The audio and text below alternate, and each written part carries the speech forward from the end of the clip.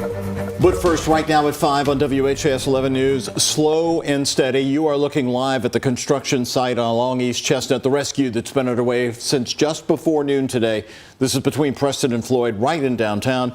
A construction worker is trapped in debris down in a hole right there, you see, right in the middle of your screen. Yeah, at least 10 feet down, Doug. The Louisville Fire Department has been in there in force, handling the removal of the concrete and other debris at the same time, communicating with that man down in the hole. It is our top story right here at 5. I'm Connie Leonard. And I'm Doug Proffitt. The Louisville Fire Department says the worker fell several feet underground. WHAS11's Ian Hardwitt and photojournalist Emma Gefter are on East Chestnut Street.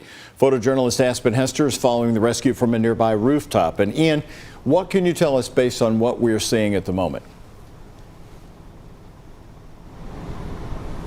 Doug, I can tell you this is a very tricky operation the Louisville firefighters are having to pull off. I'll let you see them working right now. It may not look like a lot from above ground, but below they're sending people down to take out bucket by bucket of concrete chunks that have fallen on top of the worker trapped underneath. Photojournalist Aspen Hester has the view from above. You can see they're using a fire truck to keep the rubble from falling down even further. You can see them pulling everything out, and even now they're firing up some of this crane equipment for the first time since they brought it out in 2 hours. Now, when Louisville Fire arrived on this scene, there were 6 workers, 1 trapped underneath. That's what the fire chief told us earlier today. One of those workers at about 11:40 fell into a void space, and when they fell, a lot of rubble and debris came down on top of them and they were pinned. So firefighters shored up the mountains of rubble up top to make sure no more fell down. Bucket by bucket, they pulled out more of the demolished building from beneath. It's a precarious job, says Louisville Fire Chief Brian O'Neill. Because every time you shift anything, that can cause other things to happen within all that debris pile that they're moving to get to this person. The individual that's in there is talking to us. He is Spanish speaking only, but Captain Ramirez from Rescue 11.7 is bilingual and is speaking to him right now. That person, a contract worker, was demolishing a city-owned property slated to become a park for workers in Louisville's medical district. Paula Bryant has seen the crew working before. And obviously, falling in a big hole like that, he's going to have some injuries, so we hope that he recovers quickly. And Chief O'Neill isn't exactly sure what the outcome will be, though he puts faith in the experienced rescuers. There's no one way that things like this happen. This has been a challenging week for Louisville Fire Department, for all first responders here in Louisville. Yet another example of the heroism of all of them, and a giant thanks on behalf of the entire city of Louisville to every first responder. Ian Hardwitt joining us live now. Ian, let's talk a little bit about this on exactly the process of what's going on now as we have that live view from the garage, which is right nearby you. We see a lot of the rescue workers there. What exactly has been happening for so many hours now? You don't see a lot of activity, but we know things are underway. They're taking out buckets of concrete chunks from below the building in the basement where that worker is pinned. They say some of that was covering his arms and his chest, and in order to take that off without more falling on top of him, they've got to do it nice and slow, Doug, and they've got medics on standby for when he does come out. All right, Ian Hardwitt live. We'll be joining Ian throughout every single newscast here, so stay with us, and we'll be also showing you live pictures from this garage camera from our photojournalist Aspen Hester throughout the newscast. Now we want to take you back to the disaster in the Clifton neighborhood. More on the Givaudan plant there, the explosion that happened Tuesday of this week. Louisville Mayor Craig Greenberg calling for the company now to relocate out of the neighborhood. However, he still wants Givaudan to continue its business within the city. Isaiah Kim Martinez and Cedar photojournalist Alyssa Newton report. Firefighters on scene removing hoses. The burnt sewer-like smell still in the air. A rose and teddy bear left by the caution tape. And a note reading, prayers and thoughts. The bottom line is the company's at fault, in my opinion, and they need to reach out to us so we can start repairing our homes. It's day 3 of the investigation into the Givaudan factory explosion that killed 2 people. And the company itself has yet to address the community in public. Mike O'Leary, president of the Clifton Community Council, is frustrated. And now for the first time, the Louisville mayor is saying it's time for Givaudan to move. I hope that the company considers a different location. I think there are better locations in the city of Louisville for a facility like this.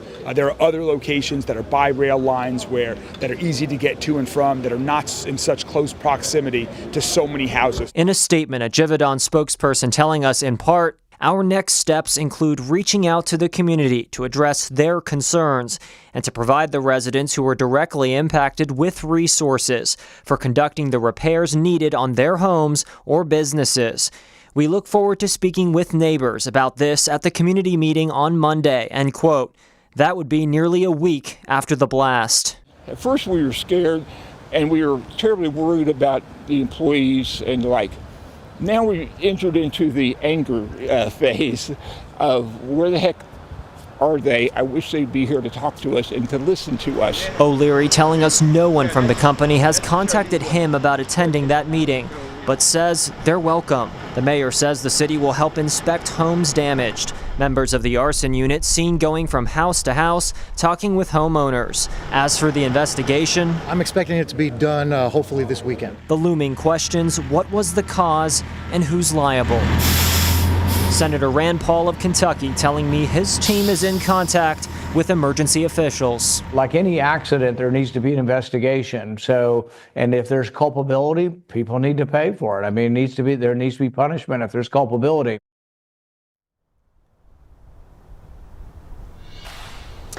Senator Rand Paul of Kentucky there. Now, Doug, as we know, the company itself, representatives from the company, will be here in the Clifton neighborhood for that community meeting on Monday at 6 p.m. So that's just in a few days here, 6 days after this explosion happened. Doug, of course, all eyes will be on that. I do want to mention as well, when it comes to a history of complaints, we asked the state about this today. They say outside of that 2003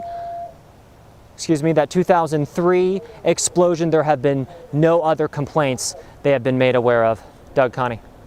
All right. Thank you very much, Isaiah. And Givaudan released a statement early this morning responding to a worker being found dead at the plant, despite reporting all that had been accounted for. In a statement to us, the company said, quote, plant leaders used clock-in information immediately after the incident to establish site headcount. Now, the typical evacuation site was unavailable, and the team used 2 alternative locations. As a result, there was a miscommunication between the teams. And now our continuing coverage on this very story. Kentucky Governor Andy Beshear came out strong today. He's demanding answers from this company and insisting that they reassure the community next. Any company that has an explosion in a community ought to be there talking with the neighbors, assuring them that they're going to take reasonable steps. This is obviously under investigation. Our OSHA office and others are looking at it, and we need answers. But this company is also going to need to provide reassurance to the community. As a reminder, the company has been invited to speak following the explosion, but they did not attend yesterday's news conference. They do, as we just reported, plan to attend the community meeting Monday at 6 p.m. in Clifton.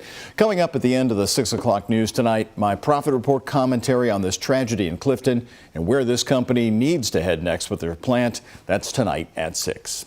Again, if you have damage to your house or property, city leaders are asking you to leave all debris where it is and call MetroSafe. This number, 574-2117, has been getting calls, and leaving debris in its place will help investigators piece together exactly what happened. We've also got all this information posted for you on our website. Go to WHAS11.com.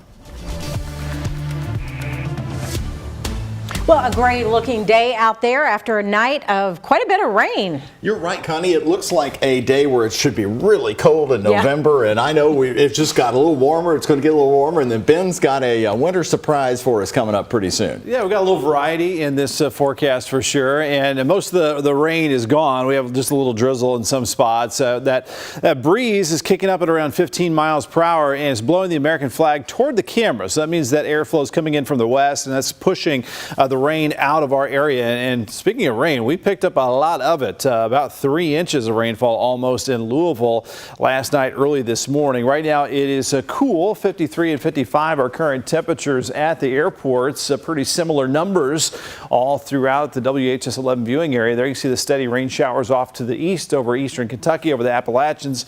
And now we just have a few little drizzle drops out there, but mostly dry for this evening. The clouds are going to be kind of stubborn, hanging around this evening through much of tomorrow. Lower 50s for the evening time. Lows will drop down the upper 40s, so not terribly cold as we get started tomorrow. Light today, light jacket, sweatshirt, temperatures mid to upper 50s to near 60 in the city, and maybe a few peaks of sunshine, but dry for our Friday. And actually a nice dry spell on the way through the weekend as sunshine will return Saturday and Sunday. Low tonight, 48 degrees, mid 50s at noon tomorrow. We'll try for 60 in the city, outlying areas in the upper 50s for tomorrow. As Doug mentioned, some colder air could be on the way late in that 7-day forecast. Might be talking about the first flurries, ready or not, coming up in that Weather Impact Team forecast.